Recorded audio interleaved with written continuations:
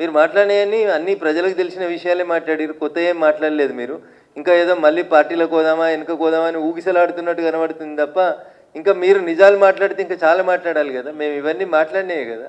రేవంత్ రెడ్డి గారు హరీష్ గారు కలిసి ప్రయాణం చేసింది మాట్లాడినాం, అయోధ్య రెడ్డి గారు ట్వీట్ చేసింది, మీరు మాట్లాడింది ఏం లేదు కొత్తగా. ఇందులో కొత్త కనబడుతున్న ఏమైనా ఒక సంతోష్ రెడ్డి ఆయన కడుతున్న శ్రీనివాస్ రెడ్డి ఆయన కడుతున్న విల్లాస్ తప్ప మీరు కొత్తగా ఏం మాట్లాడినట్టు కనబడతలేరు. కాబట్టి కవిత ఇంకా వేరే విషయాలు మాట్లాడితే బాగుంటుండే. ఇంకా టానిక్ మీద ఎఫ్ఐఆర్ చిన్న విషయం, అది క్లబ్బులు పబ్బులు ఇవన్నీ మీ నాన్న క్లబ్బులు పనిచేస్తే మీరు పబ్బులు నడిపినాయి అన్నీ అందరికీ తెలిసినటువంటి విషయాలే కాబట్టి వాటి గురించి పెద్ద చర్చ అవసరం లేదు.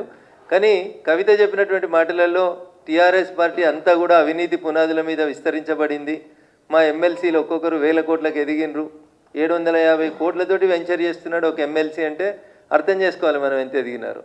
నవీన్ రావు గారి అక్రమాలకైతే ఇక అడ్డు అదుపు లేదు. ఆయన చేసినటువంటి అడగోల ఆక్రమణలకి, కూకట్పల్లి పరిసర ప్రాంతాల్లో ఆయన చేసినటువంటి జీవోలకి, వీళ్ళు మార్చిన జీవోలకి, ఇంకా చాలా జీవోలు ఉన్నాయి. చెల్లె మాట్లాడాల్సిన జీవోలు ఏంటంటే కన్జర్వేషన్ జోన్లను ఎట్లా మార్చి ఇచ్చిర్రు మున్సిపల్ శాఖ మంత్రి గారు, అవి మాట్లాడాలి చెల్లె. ఇంకా చాలా విషయాలు మాట్లాడాలి, వాళ్ళ ఎమ్మెల్సీల అవినీతి గురించి మాట్లాడాలి.